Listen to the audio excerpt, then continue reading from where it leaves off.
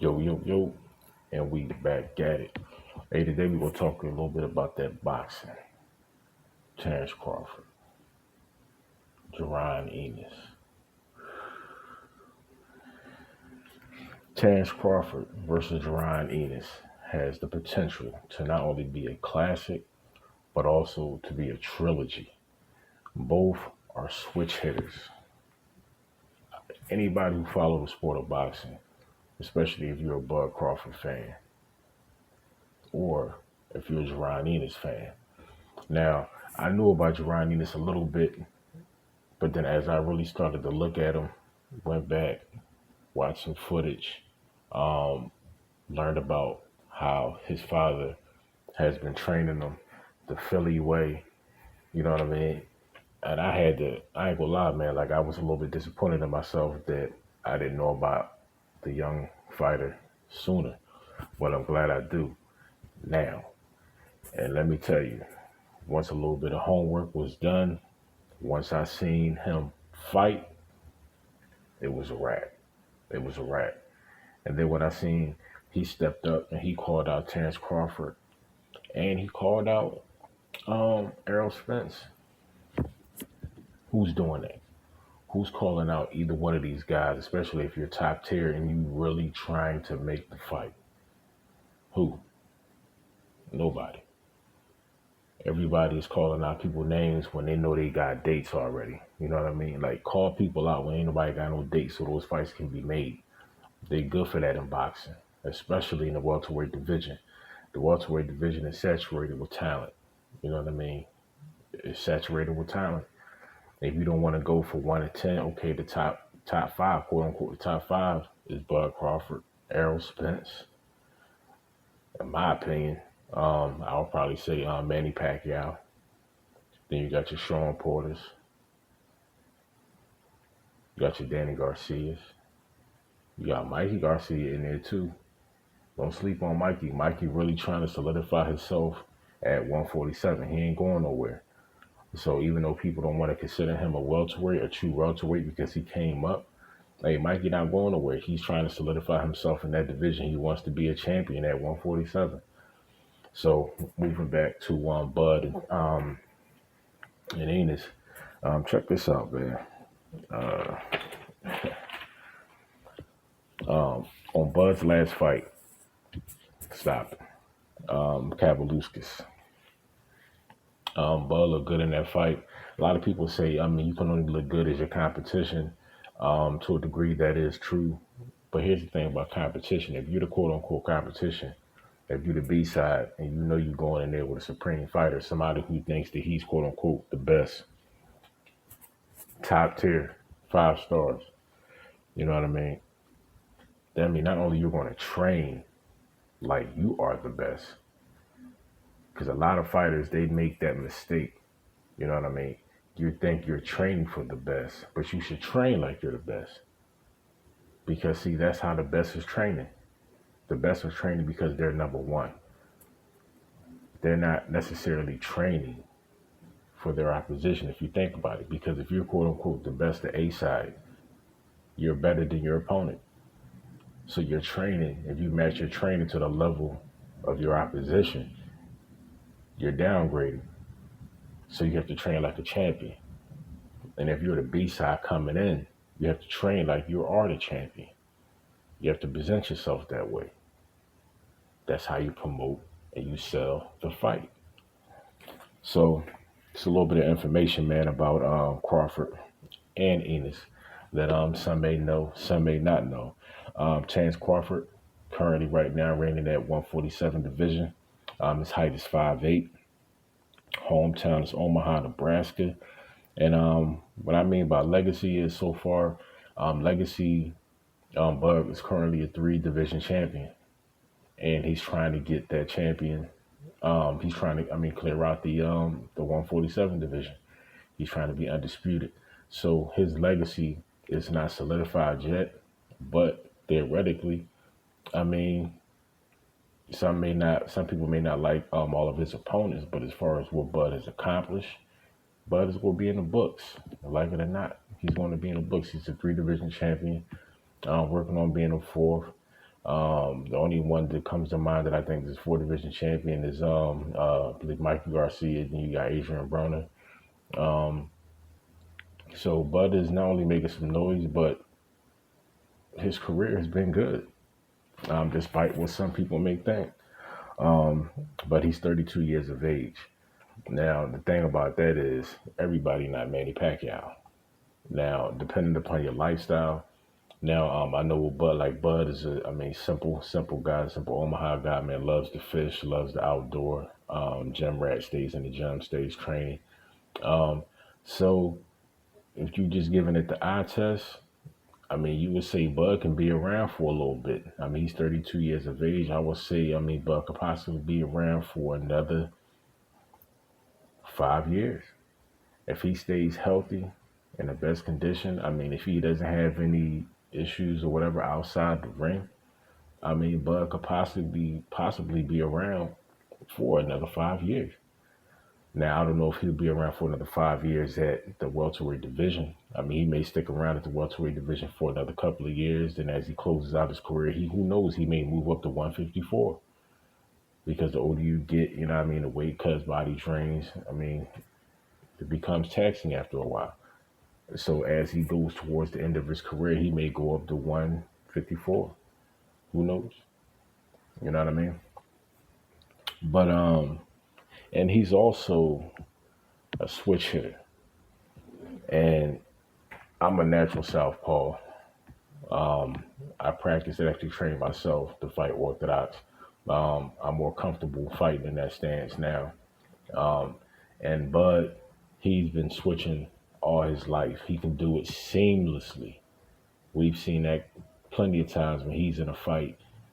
He gets off a flurry, and as he's coming off the back foot or as he's clearing and he's backing out, then he may switch up and give the opposition a different look, to kind of stagger him, keep him from closing in, suffocating that range.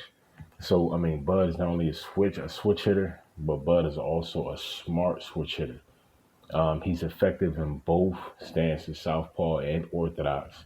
I think when he wants to get grizzly, get on the inside, get a little bit of dirty, start mixing it up a little bit, he goes to southpaw. You know what I mean? His orthodox stance is more of his boxing, keep you at range type situation. You know what I'm saying? Utilize a jab, pop, pop, pop. You know what I mean? Keep popping that jab at you, set you up, use his footwork. Excuse me.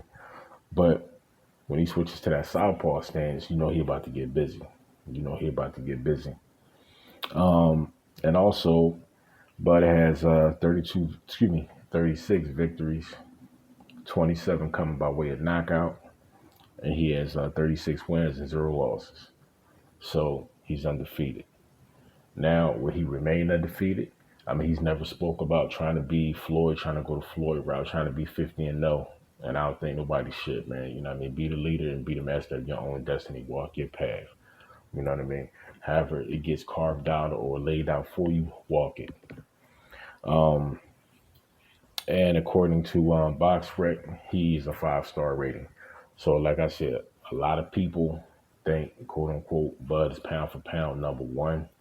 Um, and to be honest with you, I do think he's the best fighter, but I'm telling you, man, Jaron Ennis, like, he has the tools to knock him off.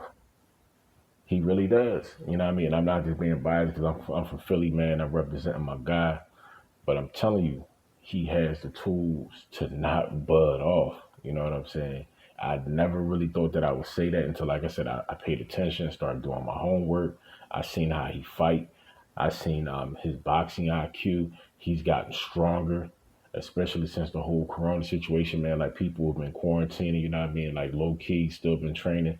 Like, he's gotten stronger, put on a little bit of size, muscle, you know what I mean, doing this all the time. So Jaron Ennis is a problem. He is a problem.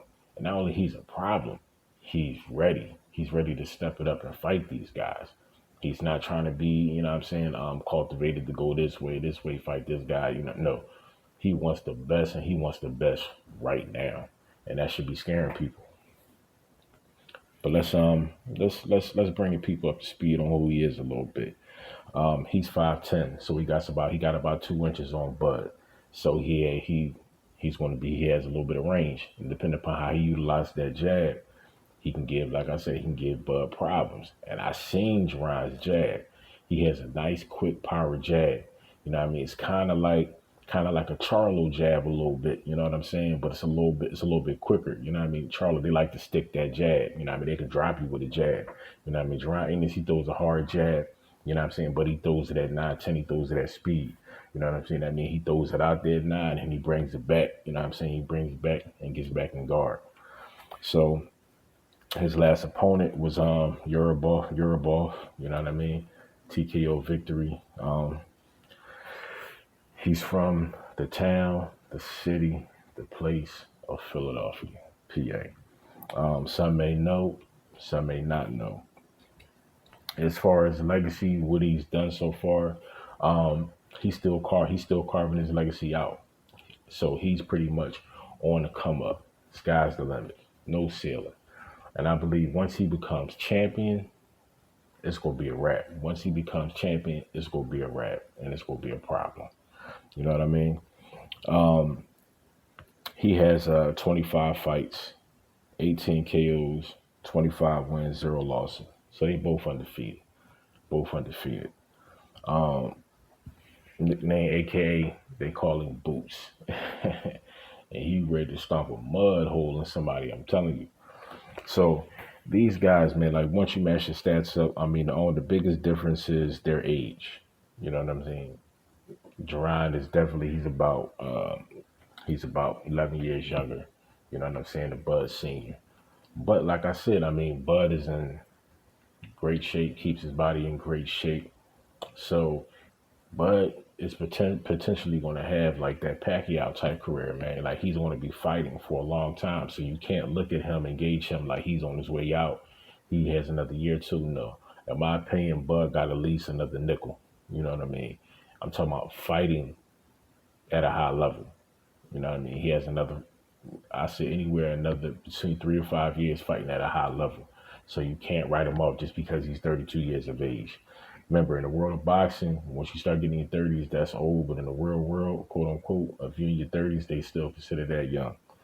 So as far as the tell of the tape, as far as the fight, being as though both guys can switch, that's what's going to make it interesting. Because when one guy switches to southpaw or orthodox to try to offset, the other guy can do the same thing. And they can play tit for tat like that as far as the stance, switch, and footwork. They can do that all night.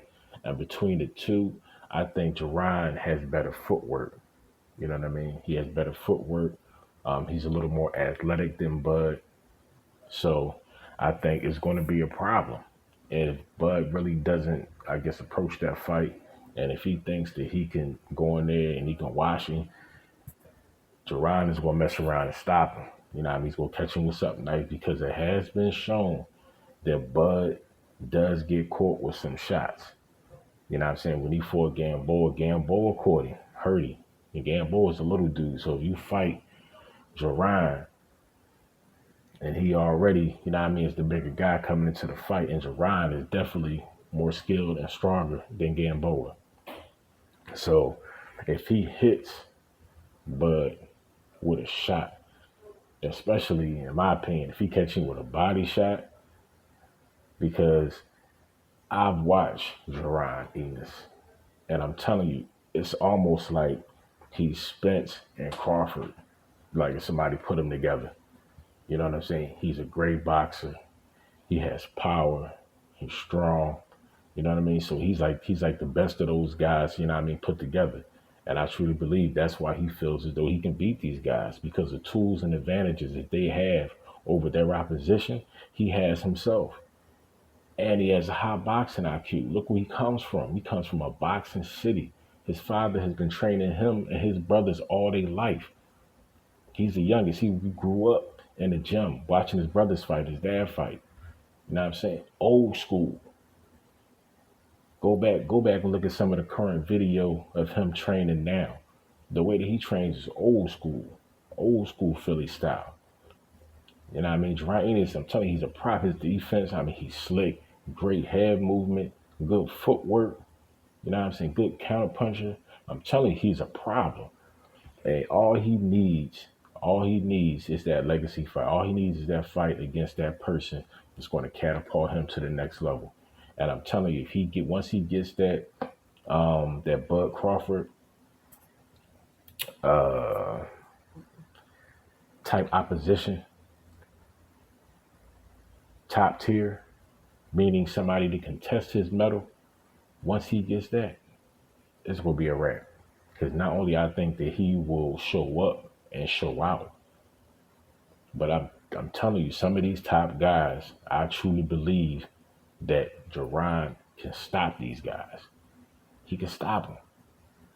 And once they have that first fight, and let's say Jaron wins that fight, he's going to give him a rematch. He's not just going to walk away and try to fight the next guy. No, he's going to give him a rematch. And in that rematch, it's either going to be the same thing or it's going to be a close fight, and somebody's going to get the nod, and it's going to set up that third fight. I'm telling you, if these guys fight, that fight is going to wind up turning into a trilogy fight. It has the making of a great trilogy fight. Who knows? That could be the fight or the trilogy series that Bud retires on. So if he doesn't give him that fight in a year or two, if he makes Jaron wait in a year or two, guess what? Jaron is only 23 years old. If he waits that couple of years, he'll be 25. So if he gets that fight at 25, and like I said, it becomes a trilogy, I guarantee you that'll be the series that Bud retires on. And if he chooses to fight after that, it will only probably be one more fight, maybe two.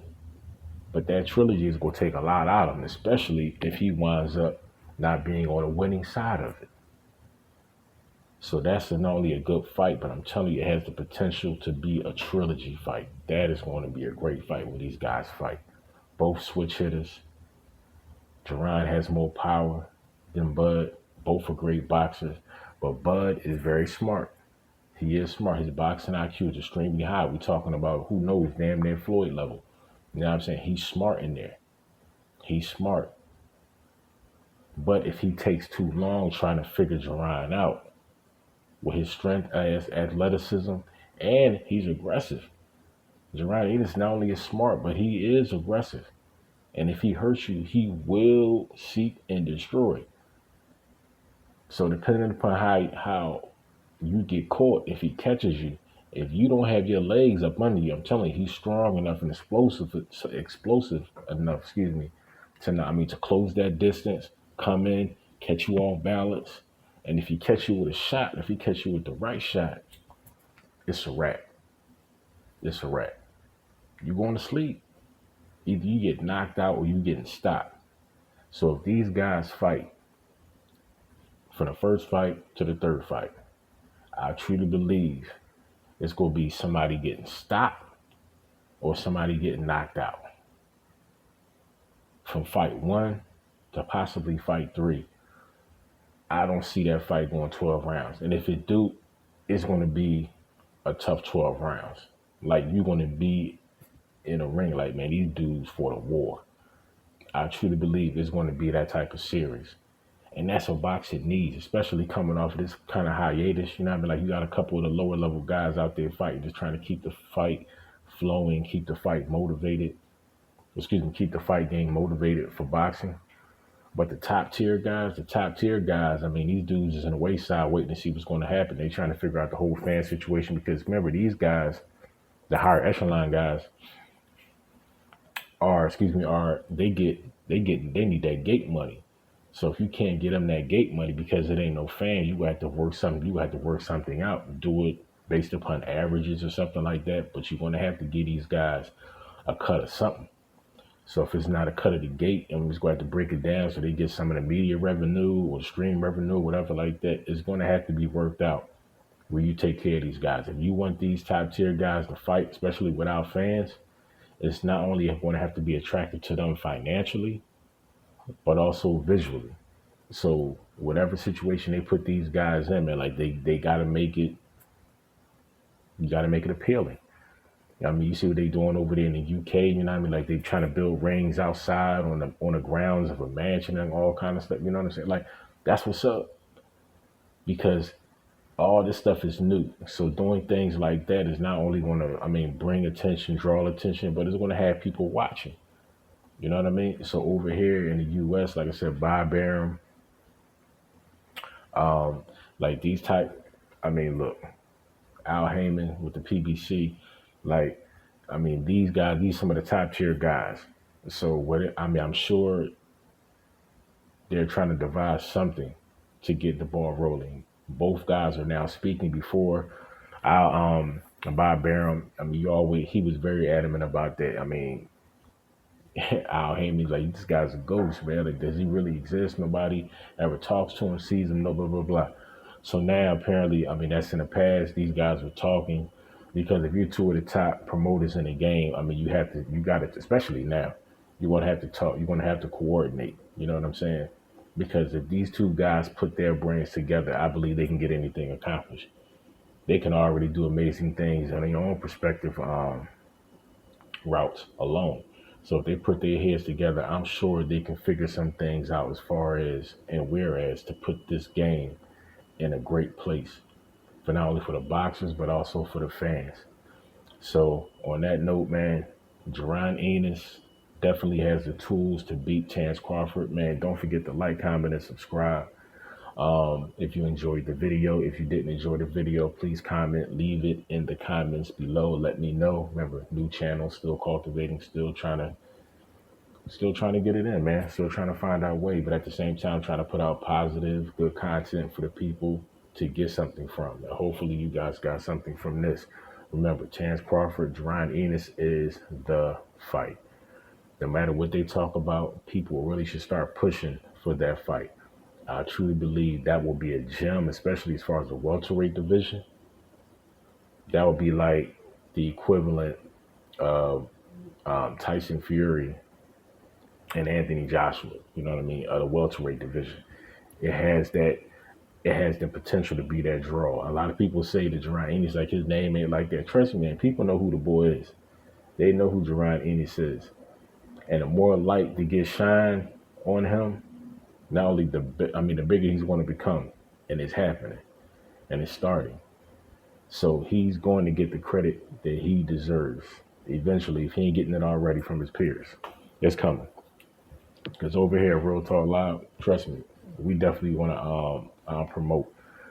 Not only because you from the city, but I'm definitely hold you down because you from the city. But at the same time, you deserve it. Jaron Ennis is an excellent boxer, and as soon as he gets the chance to show up and show out, somebody getting knocked out. So on that note, don't forget to like, share, comment, subscribe, and we'll catch you back on the next one. So remember, be righteous, be humble, try to be, and if you look for, find peace. That's what we need out here. So everybody stay safe, guard up at all times. Make sure that you wear your mask, protect yourself, cleanse yourself, purify yourself, and be blessed. Catch y'all on the next one. Real talk.